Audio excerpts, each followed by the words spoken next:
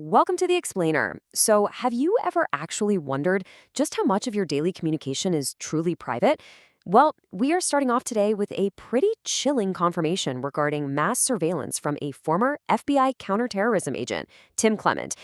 He stated quite plainly, "Welcome to America. All of that stuff is being captured as we speak, whether we know it, like it, or not." That stark reality really sets the stage for our journey today. In this explainer, we're going to objectively examine 8 highly debated U.S. government programs and operations, relying strictly on unclassified facts and historical records. We'll be exploring decades of government secrecy, ranging from controversial surveillance and biological experiments all the way to psychological warfare. Okay, let's dive into this. Here's our agenda. We're taking a structured, thematic journey through 5 distinct areas: mind control and bioweapons, false flags and fake tapes, alien technology claims, the global surveillance network, and finally, the cost of drone warfare. Section 1. Mind control and bioweapons.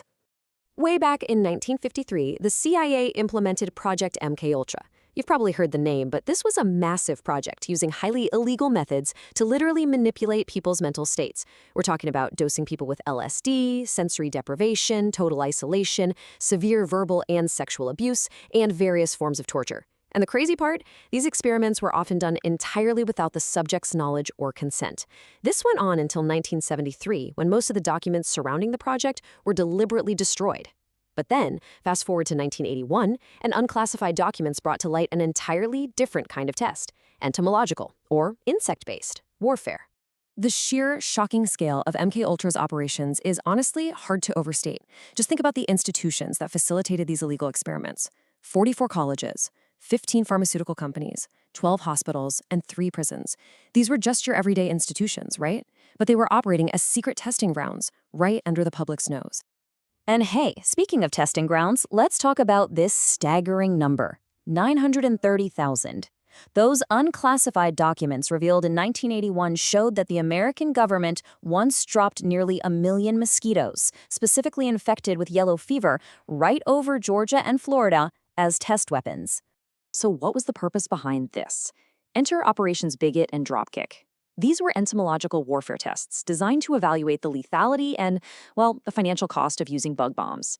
In total, they bred about 1 million female mosquitoes just to figure out exactly how many citizens could be killed and how much it would cost to fund those kinds of biological attacks. Section 2. False flags and fake tapes. Let's compare 2 really shocking proposals that actually made it to the highest levels of leadership. First up, we have Operation Northwoods from the 1960s. The government literally proposed hijackings and bombings on American soil in cities like Miami and Orlando just to create phony evidence blaming Cuba. The goal was to manufacture an excuse to overthrow their leadership. And get this, it was actually authorized by the Joint Chiefs of Staff before President Kennedy finally rejected it. Then, jump ahead to 2003. The CIA proposed a highly disturbing, totally illegal, and unethical psychological warfare tactic. They suggested creating a fake, hidden camera video of Saddam Hussein engaging in sexual relations with a teenage boy. While the top brass ultimately said no, just the mere proposal of fabricating that kind of horrific abuse material really highlights the extreme and dark nature of psychological warfare at the time. Section 3. Alien technology claims. Okay, let's look at August 2014. A senior research scientist at the advanced technologies company Lockheed Martin, a guy named Boyd Bushman, passed away. But right before he died, he recorded a video that's now known as his deathbed confession. In it, he flat out claimed that American citizens are currently at Area 51 working on UFOs 24 hours a day. Bushman stated that he personally took part in reverse engineering flying saucer technology. During this video confession, he actually held up photos of what he claimed were real aliens, describing them as having long fingers and being, quote, very friendly. Now, it's definitely worth noting here that in the past, other Lockheed Martin employees have made similar claims about harvesting technology from alien UFOs. They suggested this harvested tech directly influenced the development of modern weaponry, like our stealth bombers and laser-guided missiles. Section 4. The Global Surveillance Network.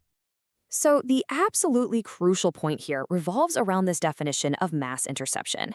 We aren't just talking about logging basic metadata or generic phone records here. No, we are talking about the secret recording of actual phone messages, text messages, and emails. Federal agencies, like the FBI, secretly work with telecommunication firms to record your actual calls for later use. It perfectly confirms exactly what former agent Tim Clementi stated at the very beginning of our explainer. But, this surveillance isn't just focused inward on everyday citizens. WikiLeaks documents revealed that the U.S. eavesdropped on the highest levels of the French government over a 6-year period. Just listen to the names on this list: François Hollande, Nicolas Sarkozy, Jacques Chirac. France is considered one of our oldest allies. This diplomatic tension traces directly back to France famously opposing the American invasion of Iraq in 2003. When these documents were finally posted online, President Obama had to personally call the French president to do some major damage control and reiterate his promise to stop spying on their country. Section 5. The cost of drone warfare. In April of the year this was reported, drones made several hits on Pakistani targets over a 3-week period. Now, despite the government's frequent claims of taking out targets with pinpoint accuracy, a really tragic failure occurred. 2 hostages were accidentally killed during a strike that was targeting an al-Qaeda militant base. And it took a massive investigation spanning months before the U.S. government finally confirmed these deaths to the public. Let's take a look at the real human cost behind these military actions. One of those casualties was Warren Weinstein. He was a 73-year-old U.S. citizen and hostage who was tragically and entirely accidentally killed in that very drone strike. And sadly, Warren Weinstein wasn't an isolated case. Since the controversial drone program's inception back in 2002, a total of 10 U.S. citizens have been killed by accident. All of this really leads us to one massive final question. Where exactly is the line between national security, advancing technology, and the public's right to transparency? As we've seen today, the unclassified history of government operations is filled with complex, sometimes deeply shocking realities that challenge our entire understanding of security and privacy.